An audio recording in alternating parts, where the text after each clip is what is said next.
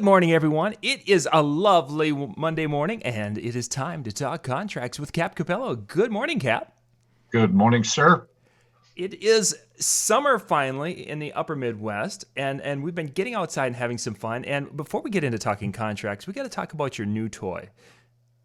Because I've been watching your Facebook pictures, and you have got something that is just kind of a cool thing for zipping around in these lovely mornings and such. So I wanted you to share a little bit about that before we got into the actual meat of our show today.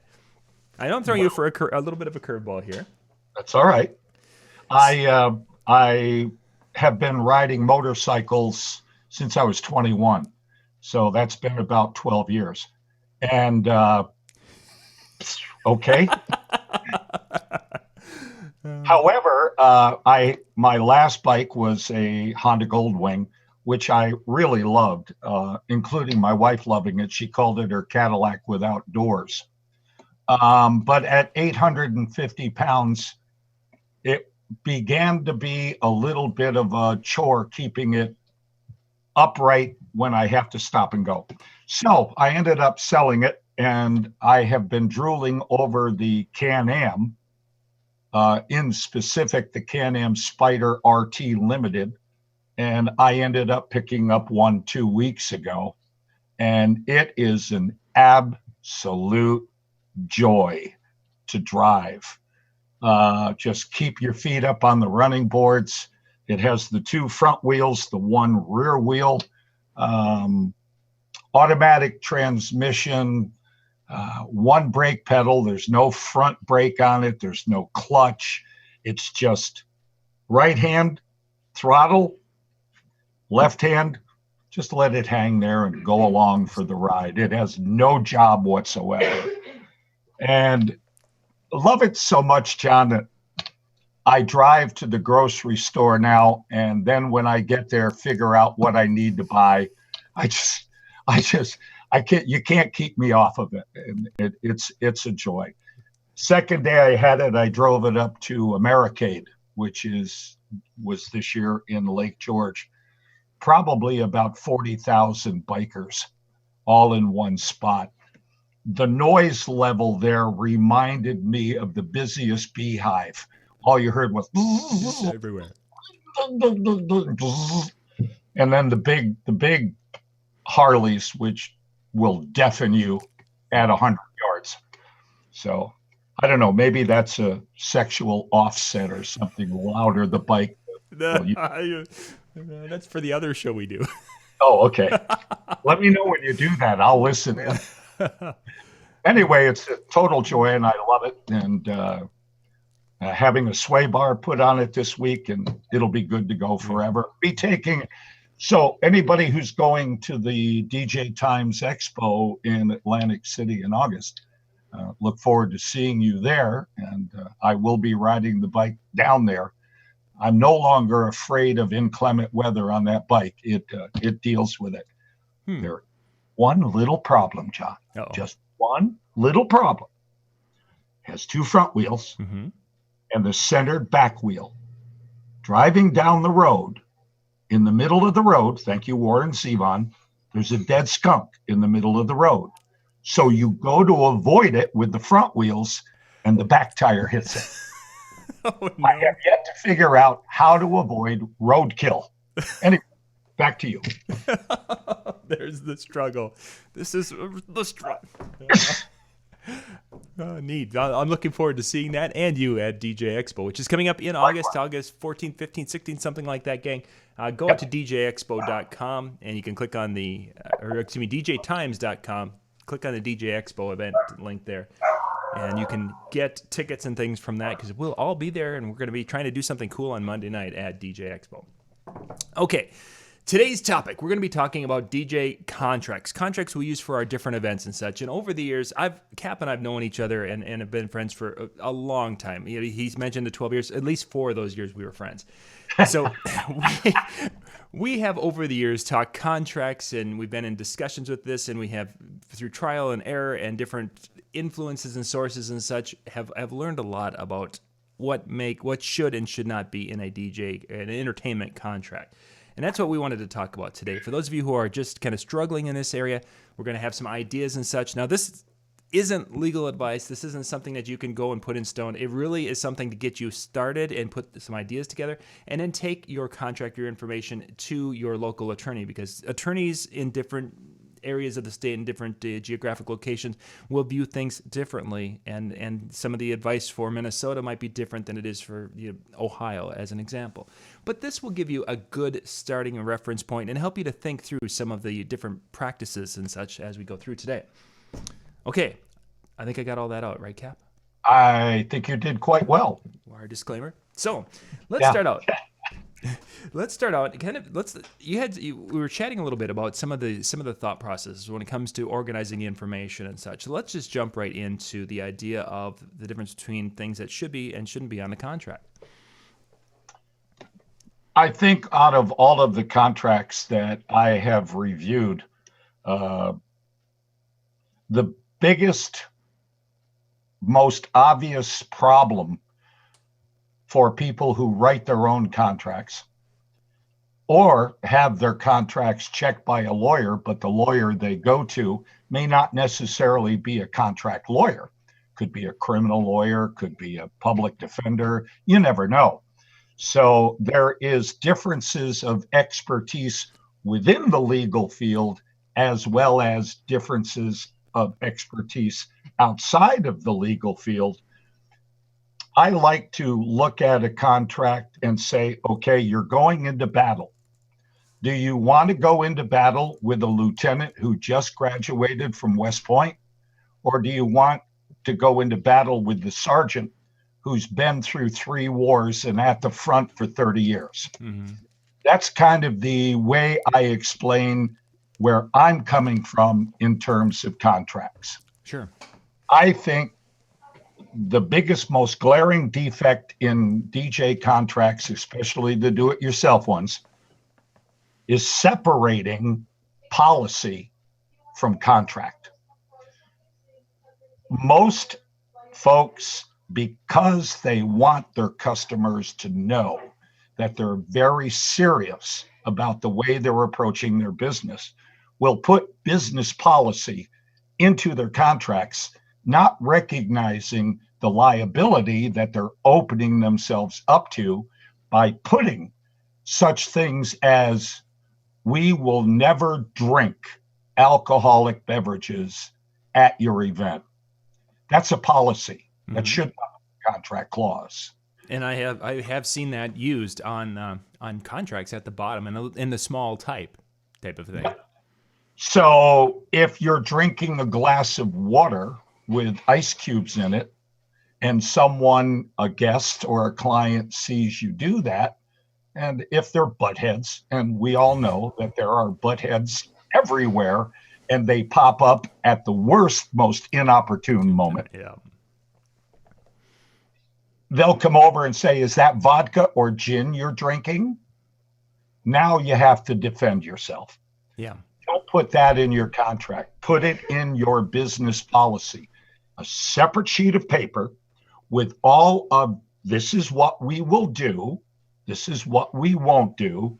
We guarantee that we'll do it this way, but don't put it in the contract. If you need to put anything in the contract, a little clause that says that anything that we've told you, we'll guarantee it, fine, but leave yourself an out. Keep it in business policy. Other things, we will come appropriately addressed to your event. I've seen that in most contracts. Well, who's to say what's appropriate? Mm-hmm. Where are you leaving yourself wide open for one person's ideology of appropriate versus your own? Once again, you end up becoming defensive about what your intentions are. So put that in a policy and have a printed form and give it to a client. As a matter of fact, a business policy is a good pre-sale item. Here are the things that we do. Use it as your checklist for anyone else you may be contacting for this same event. Sure. The hardest part is to review your contract or review and separate those policies. Just get them out of your contract. Next job. Do you have a couple more? Let's stick with that policies for a second. Are there some other areas in which that would fall, other things that you'd see that you'd put into that policy document, we'll call it? I mean, it's something specific like if you're a multi-system operator, guaranteeing of staff or working with the staff member that'll be at the event. When does that kind of cross over? Yeah. The policy about having to meet in a multi-op situation, meeting the DJ prior to the event. Yeah, put that in the policy. Absolutely. Mm-hmm. That is a definite separation from fly-by-nights or the national groups who go out and recruit a DJ, and then the DJ shows up and goes, "Hi, I'm your DJ. What do you want?" Exactly. We've seen that.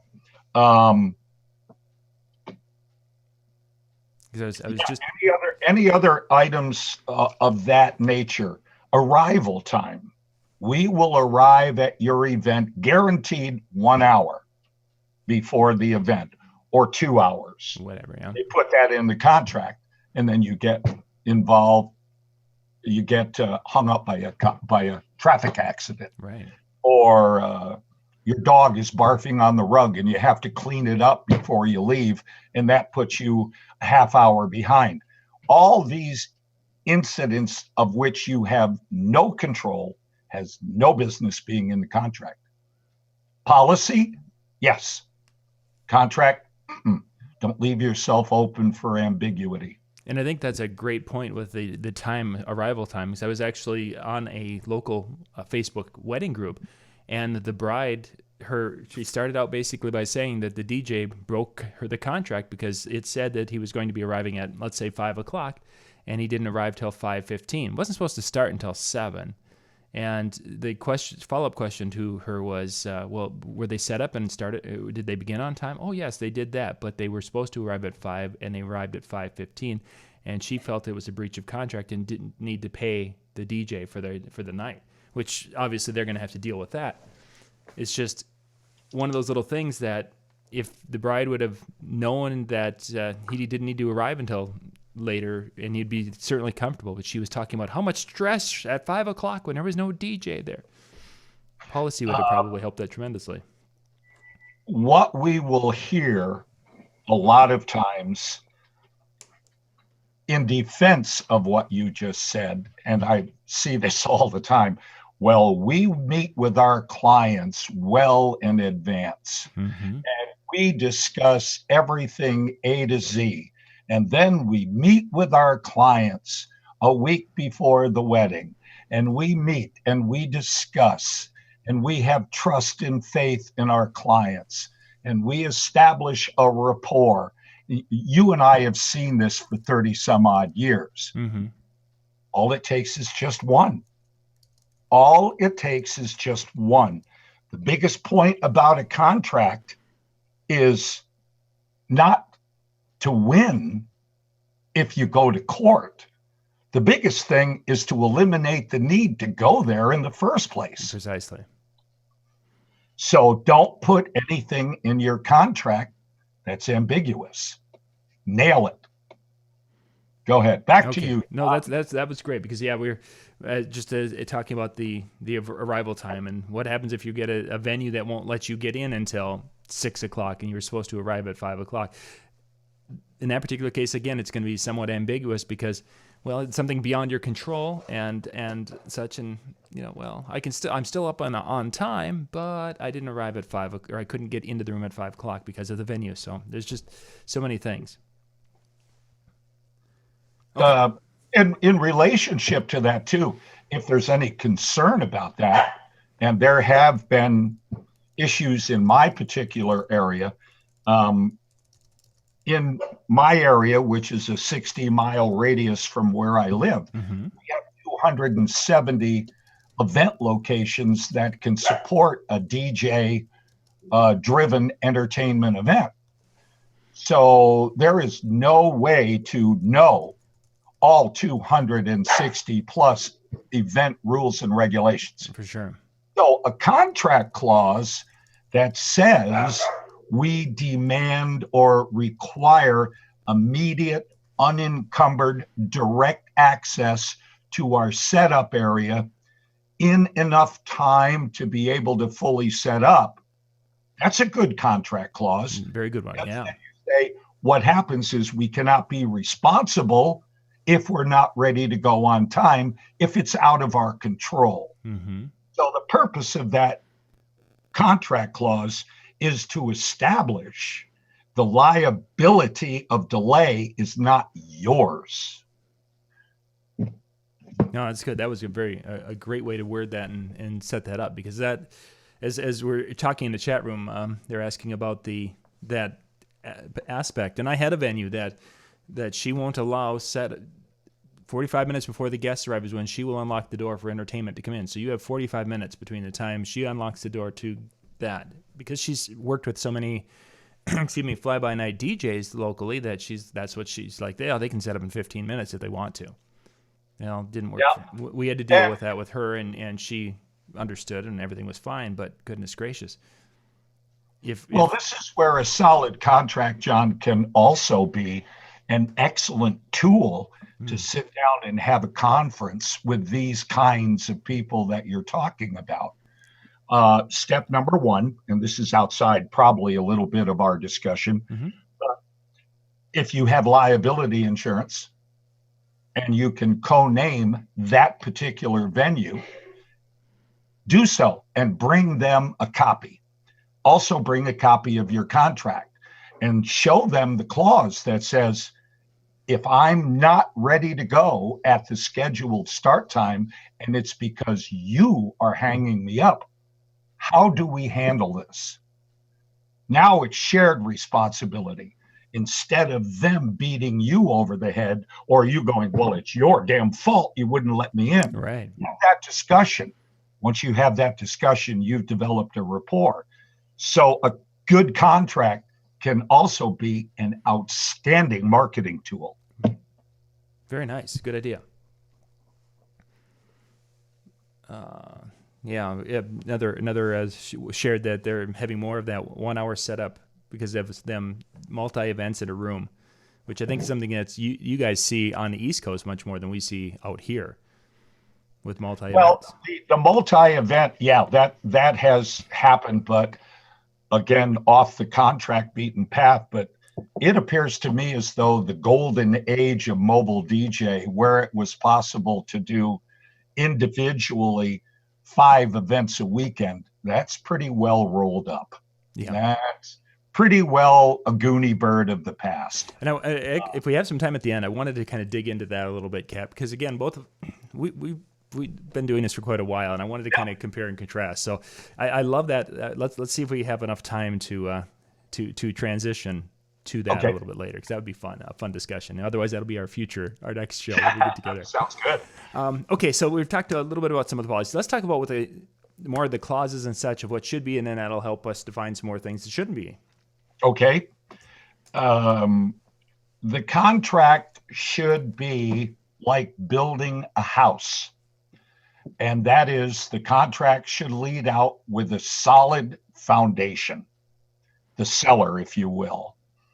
And the foundation of that contract should have the exact date, the exact time it starts, the time it is scheduled to end, the exact location of where it's going to be, and include the address of the location, that being city, street, and zip. The reason is there are some facilities that have identical names that may not be in the same town, and God forbid you screw up. I've been there, done that once. But mine was a 3 hour between this and that. I was 3 hours away from the venue. No way to get there. Yeah. It was not a and again, John, we keep talking about this, and that is people prefer to have a very loose contract in the beginning because they have the best clients of any DJ in the world, and they always do their absolute best homework. And it's always true until the first time you get bit in the ass from behind. Yes. That's generally where it is. Yep. So the specifics, again, date, time, location specific, all of the people's names. If you are doing a wedding, have the bride and the groom, both of them, named in the contract. Have them both sign the contract independently. If you just have the bride on the contract and she says, well, that no good son of a gun slept with the maid of honor, this wedding is off, you say, well, you owe me X amount of dollars. For those of you who don't get final payment long in advance, you for not doing that. Get your money from him. He has said, well, I didn't sign the contract, I'm not liable. Right. Now what do you do? So by having them both sign it, and then there's a clause in the contract that specifically states that they are independently and severably responsible for the contract. That gives you legal recourse to go after one or the other, not both. By that, you don't want to become the judge on this, saying, well, the bride says she'll pay you half, you go get the other half from the groom. No, that's not the way it works. I don't care who pays me, all of it. Just get it done, or I'll take you both. So very important. A lot of folks will say, but the mother hired me to do the That's where wedding. I was just going to ask you, Cap.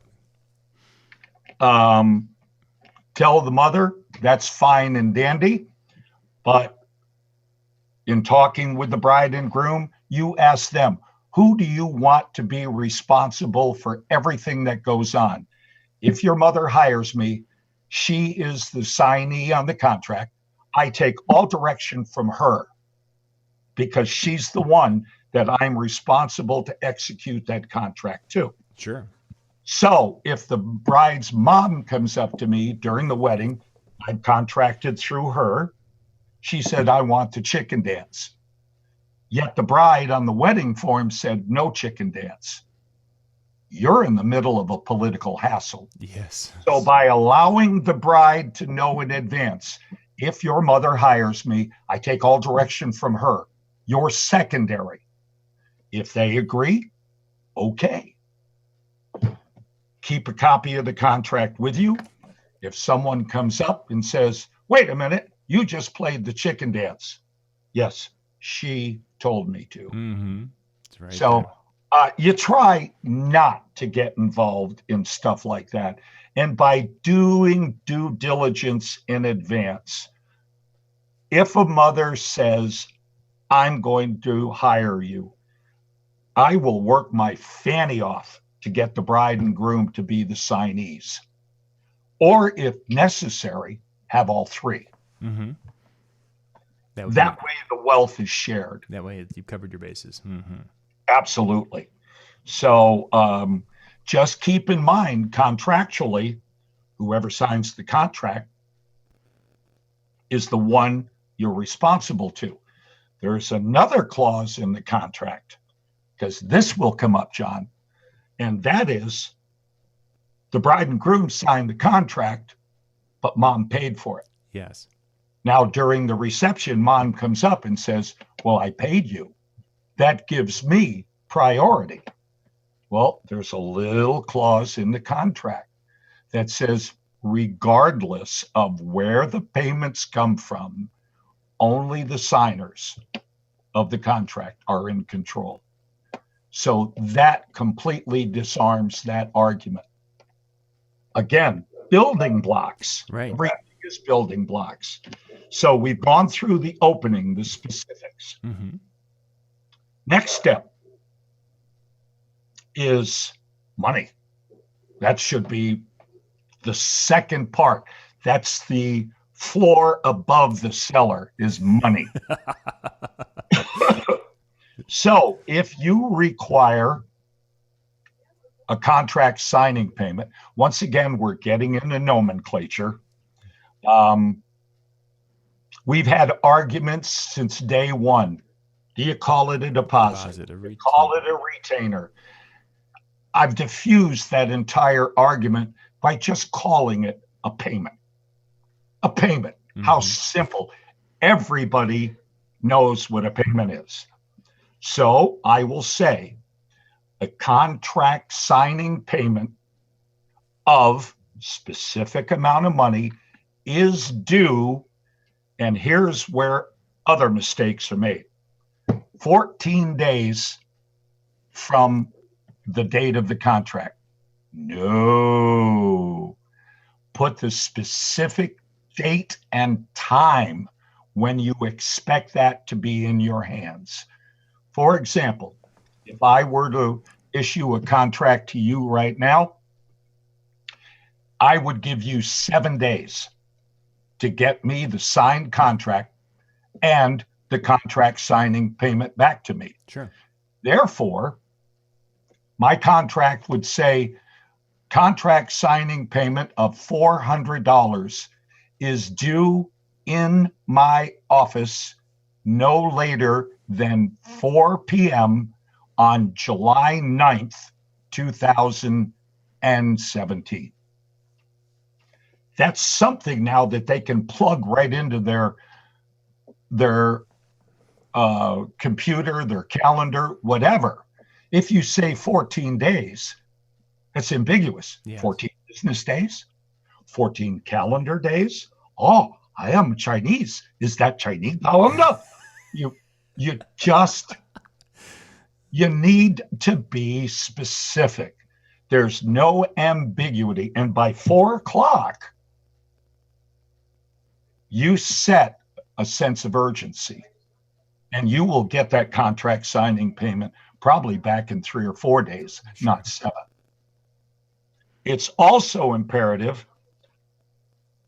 that if you have a fee balance, that be part B. The balance of this contract fee schedule is due on, and then put the specific date, putting 30 days before the event, 14 days before the event. It's all ambiguous. So by putting the specific date, time, and location of where it's due, all of that ambiguity is removed. It's right there. Now, when you want to get your final payment is food for discussion of another 3-hour MMA event on the internet. Believe me, I get my final payment 90 days before the event. Therefore, I have no cancellation clause in my contract. None. Mm-hmm. You pay me before the event, and there's one line in the contract that says all payments are non-refundable, non-assignable, and non-transferable. That's it.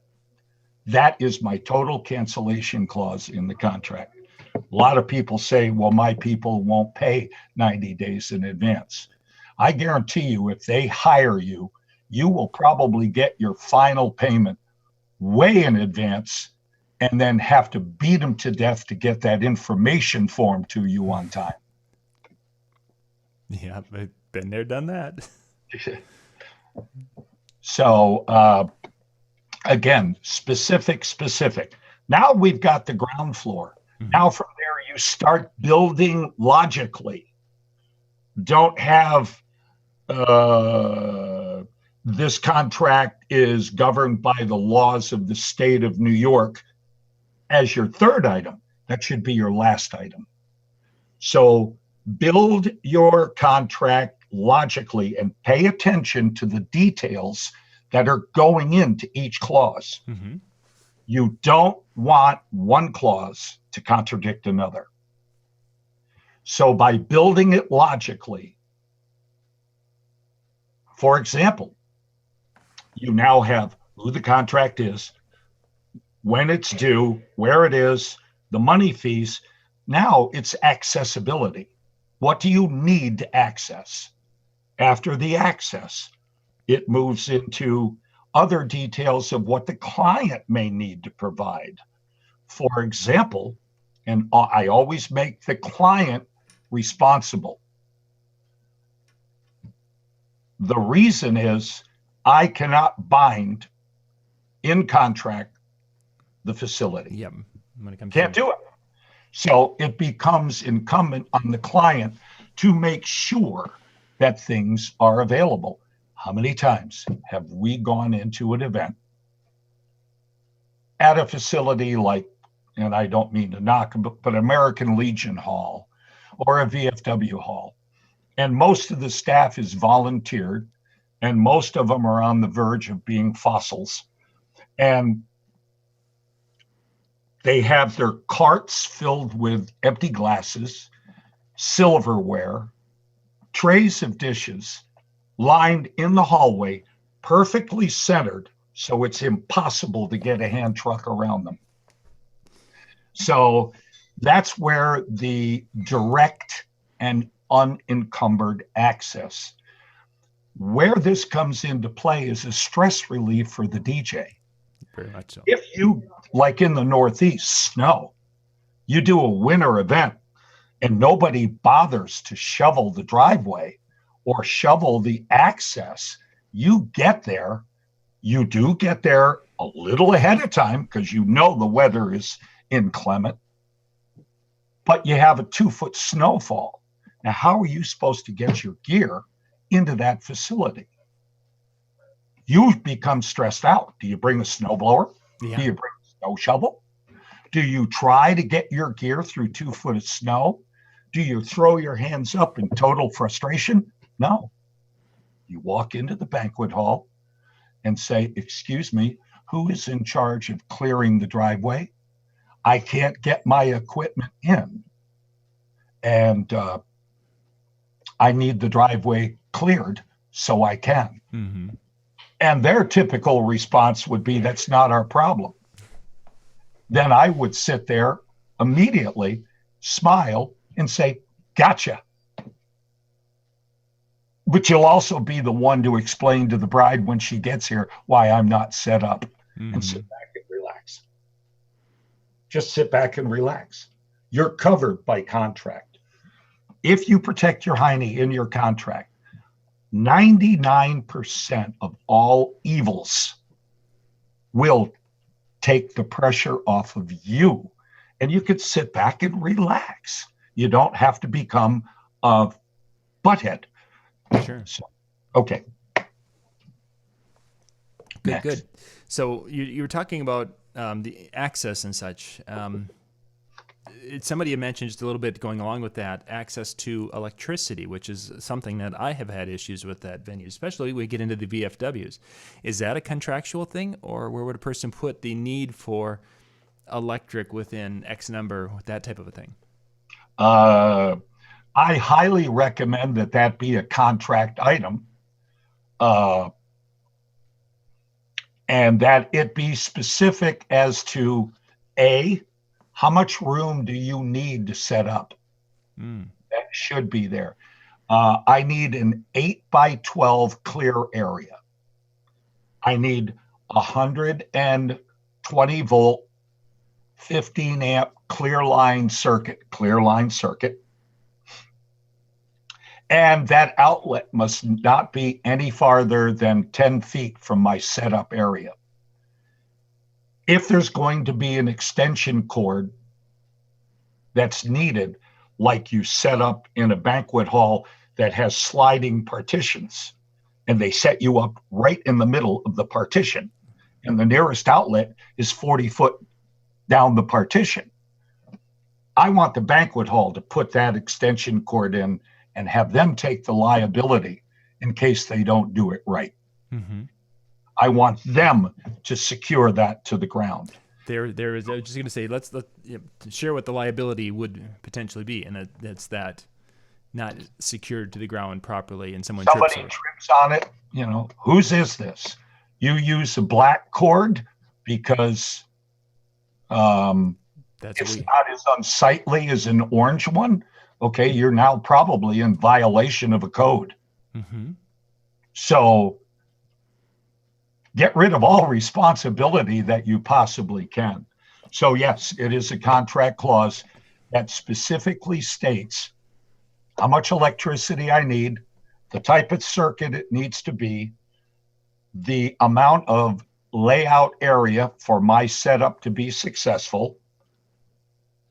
And also, there should be a subclause that says what the customer must provide you if it's an outdoor event.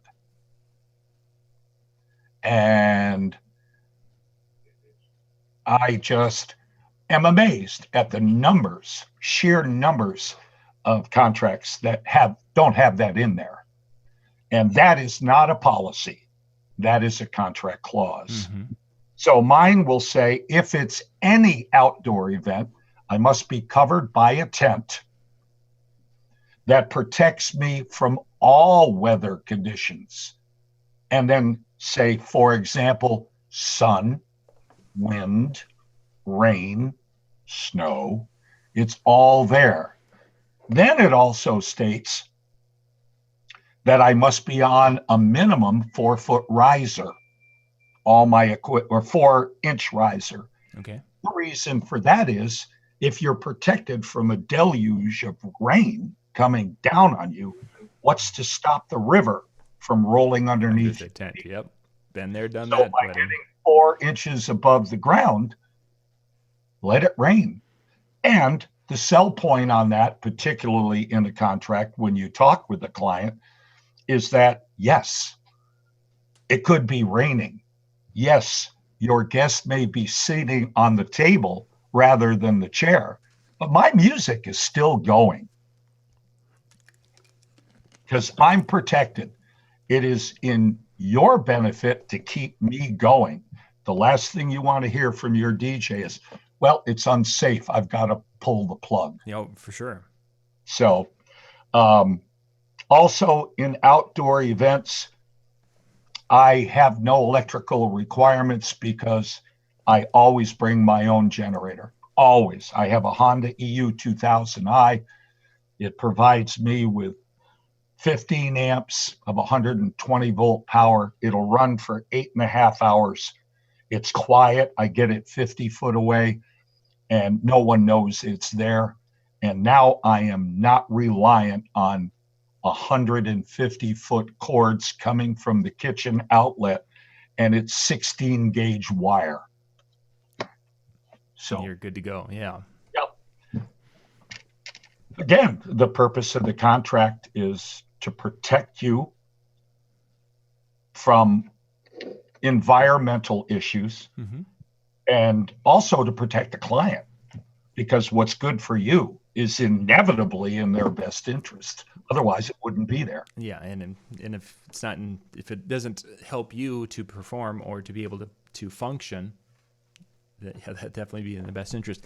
A little tangent here. I may jump on this one. I want to put an exclamation go ahead. point on that, and that is the primary reason for a lot of the clauses in the contract is I want to be paid. I want to be paid. And if something comes up that is out of my specific control, it's not my fault. I want to be paid.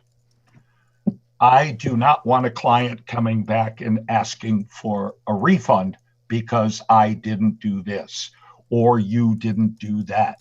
Most of the time, those callbacks for refunds are based on policy and not contract.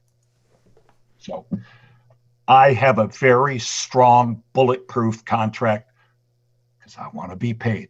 This is my full-time business, has been for 35 years. My lifestyle depends on it. Paying my bills depends on it. I want to be paid. Yeah. We can volunteer our time elsewhere. Yeah, exactly. Okay, slight tangent on the tent idea, because obviously By the way, where is my check for this? Yeah, we'll get that to the off account. Okay. Okay. Great. Okay, thanks, John. Appreciate it. You're welcome. Tents. You mentioned that, and to protecting you from all elements, one that came in immediately was humidity, because you guys on the East Coast, and I've been there a few times, you get that pumping up of that warm, humid air coming up there. It can be miserable under a tent. Is that something that you've ever addressed in a contract, the cooling or something to keep you from dying under a tent from heat and humidity? Of all things that are potentially controllable, humidity is not. Can't do it. I suppose if I was really concerned about it, I could go to Ocean State Job Lot, Costco, Sam's Club, whatever, and pick up a rolling portable air conditioner. And but for an outdoor event, I've never seen an avenue that will allow us to be able to put in a logical clause to prevent humidity. It can't be done. I bring personally several fans, if need be, just to keep air circulation going.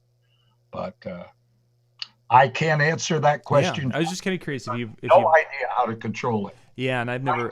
One event in Skinny Atlas, New York, at a golf club, a golf banquet hall, renowned, and the air conditioner crapped out.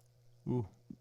And the humidity inside the banquet hall was 92% at 107 degrees. Oh, my goodness gracious. So much so that one of my laptops quit working. That was my concern, yes. Fortunately, I had a second one, and I learned from that experience. Now, laptop cooler, have a fan blowing right on the computer if necessary. That was a learning experience. It's never been duplicated. I've never had an issue since. I've been in humid locations. I've been in locations where the mosquitoes are bigger than my dogs, in which case I carry insect repellent now. Mm-hmm. So you have to be logical. There's only so much that you can prevent, but it has to be logical. Otherwise, I don't think it would be supported. Okay.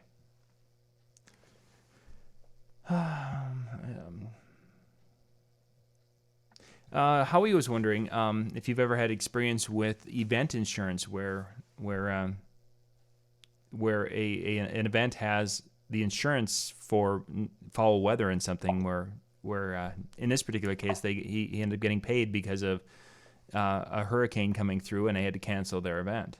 Have you ever dealt with the event insurance in your years like that? I have not had. I've had events where they've had insurance to cover things, but I've never been paid because of the insurance kicking in.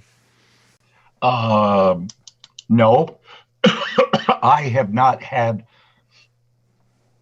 experience being paid by an insurance company. Yes, there are event insurance companies out there that is the responsibility of the client. Mm-hmm. It's their event. If they care to insure it, by all means. There is an event insurance policy available to DJs, which is very similar to the insurance that doctors have, malpractice. Sure. So you can, as a DJ, employ that insurance company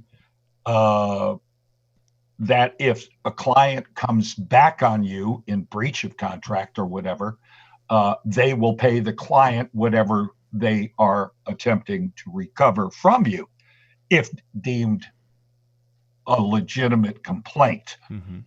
However, that runs roughly $10,000 a year. Ooh. So I would prefer to be self-insured. Yeah, and just do the. Yeah.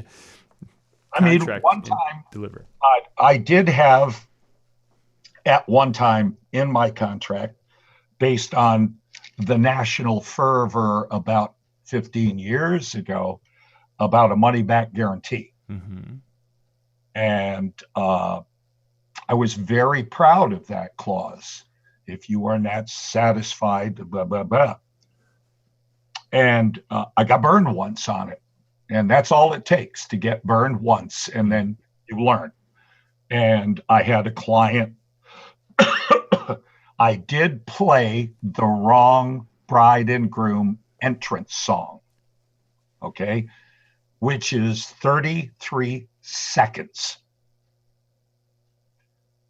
And they made it known at the event that I played the wrong song.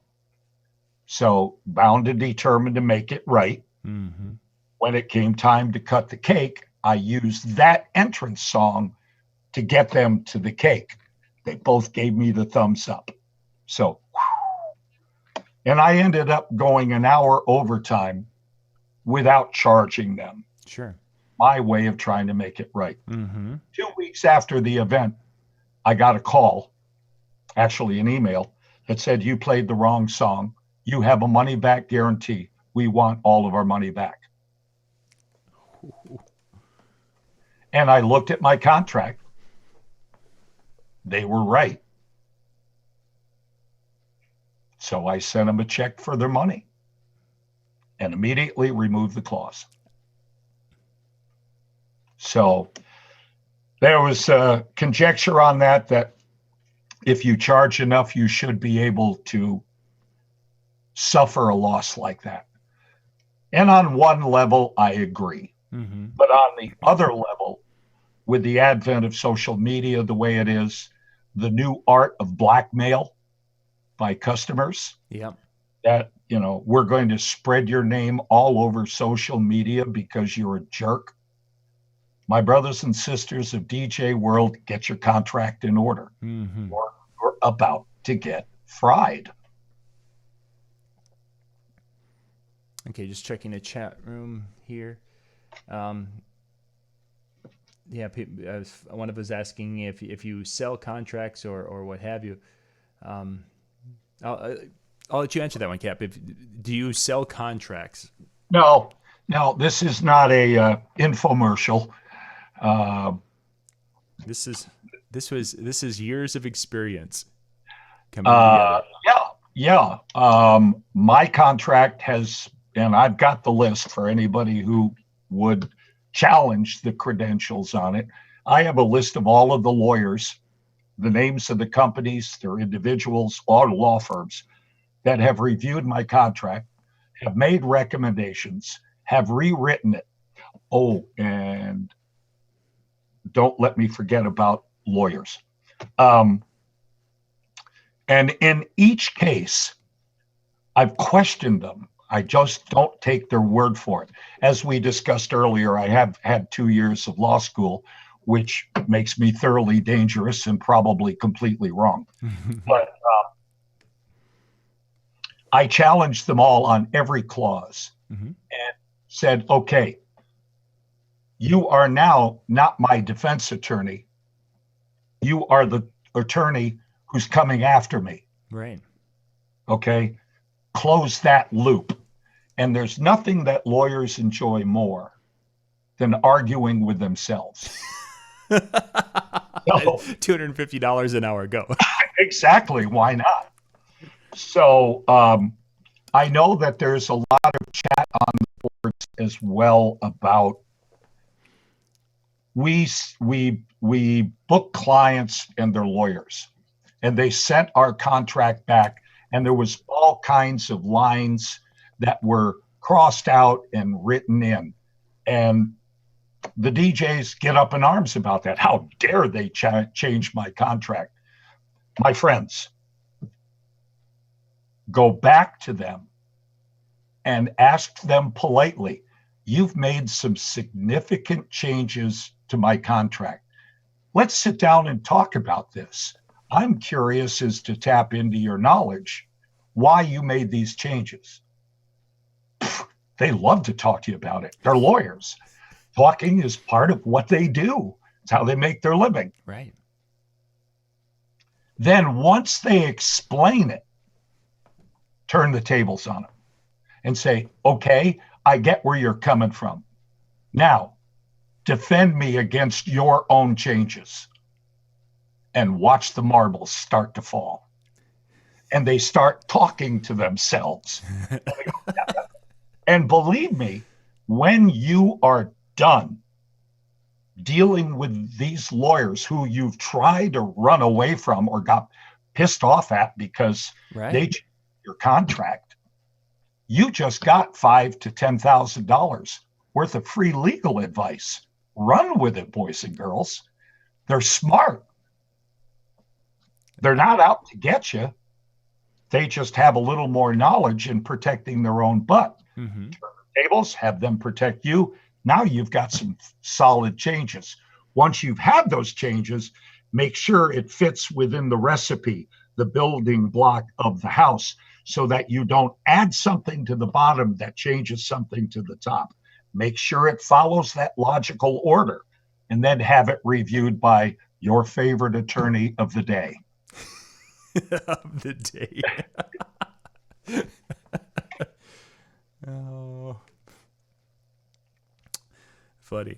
Okay, so let's get back to where. So we have our basic info. We did our foundation. We did the first floor. We got into some of the would addendum items be considered with this, or are we into the clause area where we're talking about? I need this size of a setup area. I need to have. It's not an addendum. That's a clause. Okay, so we're in a clause area. So let's kind of finish that area up as we go through. What else would we need in there? Oh, okay. Well, whoops. Can you still see me? Yep, you're still there. You probably just popped to a different window. I did indeed, and I just popped to a different one. So I should have had this on my desktop. Hang on one second. Yep, no problem. For those of you watching, if you have questions, please put those in the chat room. If you're watching this in recorded afterwards, we'll try our best to get to those questions after the show and add there. If you're in the live chat, we'll hit those as we go, of course. In answer to the question of, is my contract for sale? No, but I do have a personal policy, and that is I don't give my contract out to anyone. Only because I don't want to be liable for somebody saying, well, Cap Capello said. Right. Okay. However, I have given the contract out when I've done individual seminars. We've done a couple for one for DJ Times. We've done a couple for Mobile Beat, where we've had the opportunity of a 1 or a 2 hour seminar. And in that way, I can sit down with you and go through each clause and arm you with that information. It would be to hand out the contract willy-nilly and somebody have either plagiarize it or whatever. Right. To me, is like handing a 7-year-old a loaded gun. If you don't know what each clause means and the teeth that it has, it's a deadly weapon, and I'm not going to be responsible for it. Yeah, for sure. I understand completely. Well, we'll talk about the idea off camera. I have an idea of how, because I'm sure we're going to have people are asking about this. How can I get my contract reviewed? And maybe we'll. I've got an idea with that, Cap, and I'll run that past you. I don't want to do that off camera. So we're into our clauses and such. Is this a spot where we would put in like what I am bringing as an entertainer to the event? Because I know a lot of DJs will that I'm bringing my platinum sound system with this, that, and the other thing. Policy. That's policy. Okay. The only time that, oh God, what did I do? No, you're still with me, so I can still see you. Okay. Hang on, I've got to. Oh, there it is. Nope. There you are. Oh God. Every time I click on your picture, you get more handsome. So to just run a typical building block, One addresses the agreement. Two addresses the reservation of the date and who it's with. Mm-hmm. Three addresses the fees called mutual considerations. Mm-hmm. It also has the effective date, and that is when somebody doesn't return the contract in time. There seems to be a need of the DJ to say, hey, I didn't get your contract, and I have another customer who may want the date. By putting a contract, the effective date, it states specifically, if the dates and times mentioned before are not met precisely, I'm off the hook with this contract. It's done and over with, and you don't need to be notified. It's tough language, Mm-hmm. but it does give you the flexibility of perhaps twisting an arm. Right. We have what happens if they don't pay. I have a contract for fuel charge. Then any additional fees. Again, the building blocks. Any additional fees, and I'll read this one to you because to me, this is crucial. The parties acknowledge and agree that in the event that the event requires Cap Capello Entertainment, that there is facility authorizations required or facility or management gratuities. Midwest people don't deal with this. East Coasters do. Yes. There are some locations that when you get there, you better have $100 for the maitre d' or your life is going to be miserable. Okay? It's unfortunate, but it's business. Mm-hmm. Any licenses, you get there and come to find out, ASCAP is waiting at the door for you. Show us your license. No, that's the job of the facility or the customer. Union labor fees. You get to a facility you've never been before, and there's the Teamsters waiting at the door, and they say, you can't bring your equipment in. We have to bring it in, such as the DJ times. Yes. $125 an hour per man. Are you ready to absorb that? Mm-hmm. Parking permits, daily storage fees, or other fees or charges that may be required or mandated by the facility, union, local, state, or federal regulations, codes, or laws as required to fulfill the terms of this agreement. Any hidden fees, responsibility of the client. Go ahead and pay them, and then go back to the client and get recompensed. So then we have your workspace, production and presentation. That's exclusive rights over what you do. What happens if someone injures me or my property? The use of my property. Customer provided media. Oh. How many times nowadays are we getting addressed by a customer holding a Droid or an iPhone? Play this. Yes. Play this. You've never heard of the song. You have no idea what it is. You better protect yourself in the contract. Mm-hmm.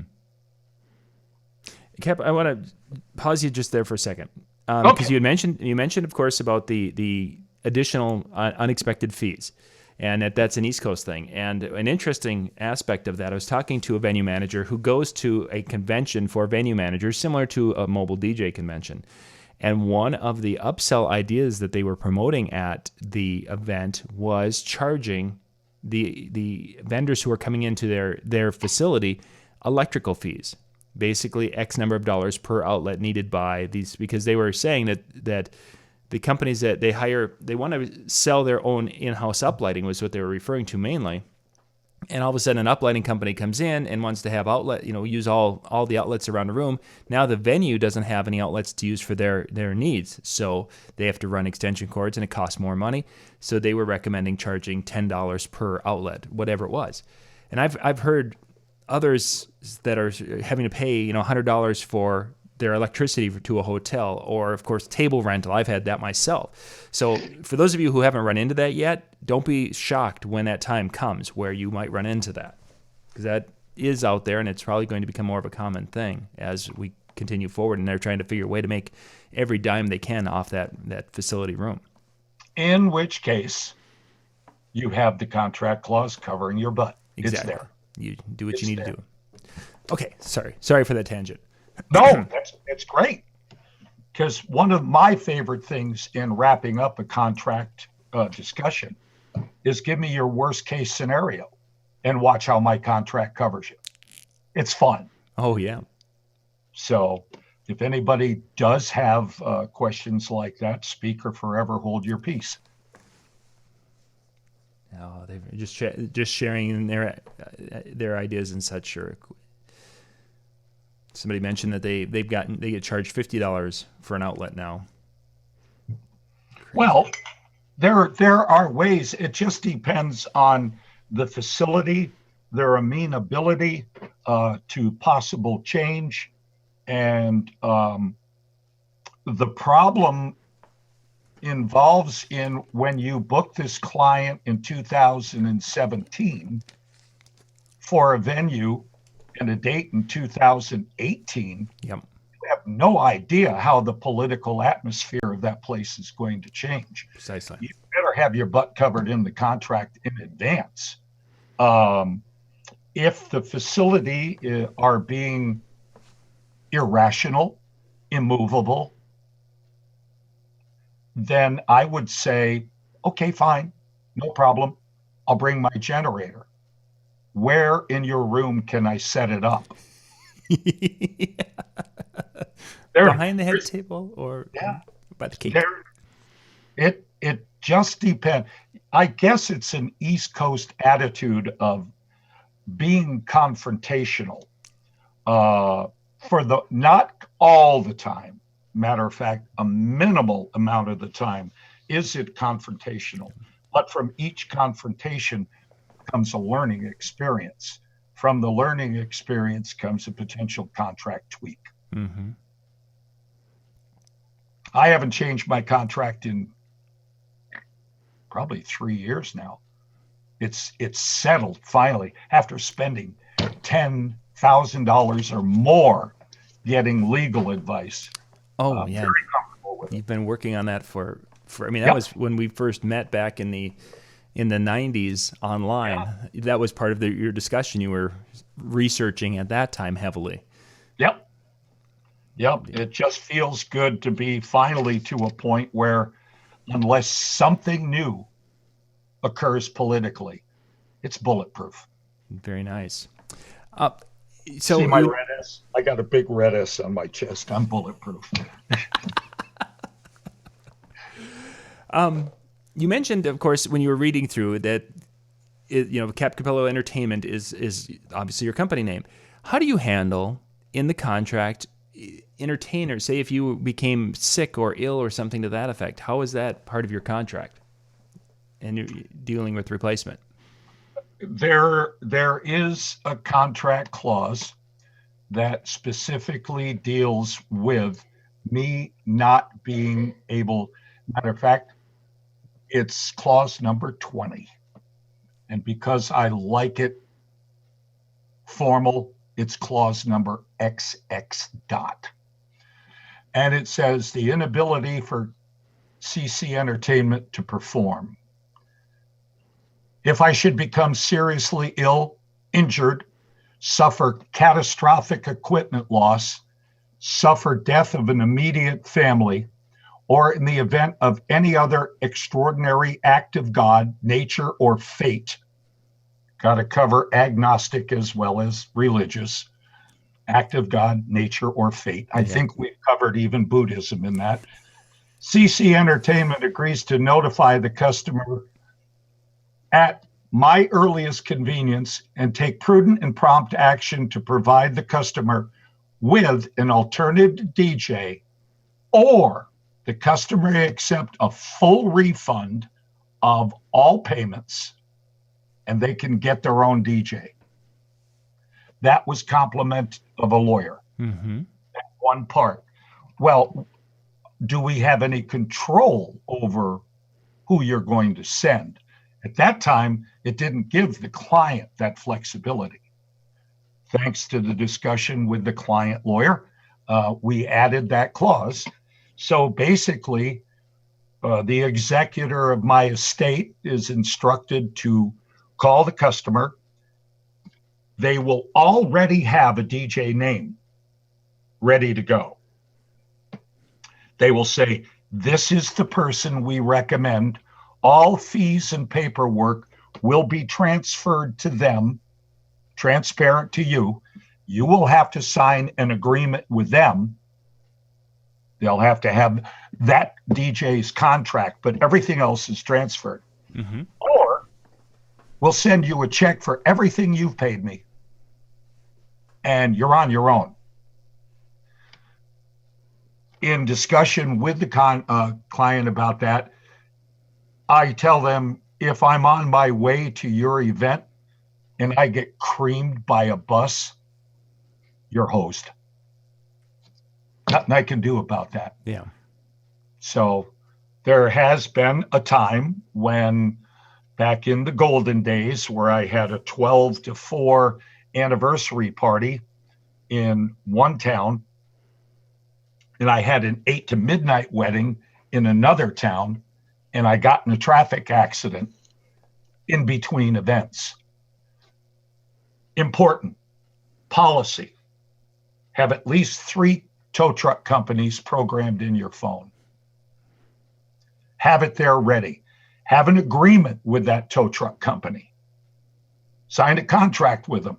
If I call you, you drop whatever you're doing, and I will pay you triple to get me where I need to go. Mm-hmm. We'll worry about everything else later. So as it worked out, I called a DJ friend. They found a DJ. The DJ showed up, ran the cocktail hour. I got there, set up, and ran the event, thanks to those policies and procedures. That's not in the contract. Because if the police officer who was taking the report had not been as responsive to understanding my needs and having to get to another one, if he was just being a jerk and decided to hang me up, that customer would have been screwed. Sure.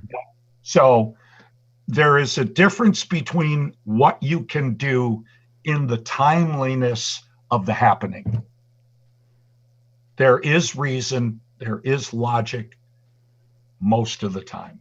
So Good stuff. Good stuff. Cap, we've exceeded our hour time frame. Wow, that shame on you. That went very very quick. If people would like to just ask a couple of questions, would you be open to them connecting with you to ask some questions? What's the best way for them to get in touch with you? Why not use my email? Because that way I can get it cross-platform. Perfect. It's capcapello@gmail. CAPCAPELLO@gmail.com.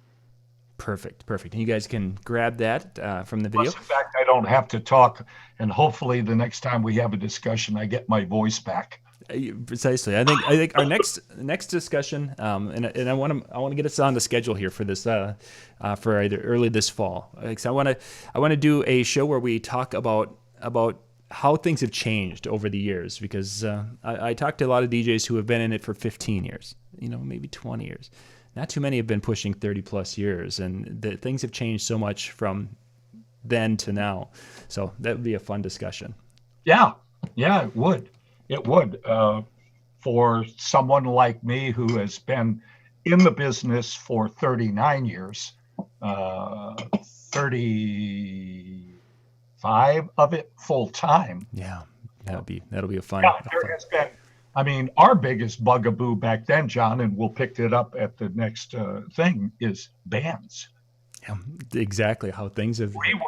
We were not hassling other DJs. There was like 5 of us, and 4 of us were wearing jeans, flannel shirts, and rolling crates of records.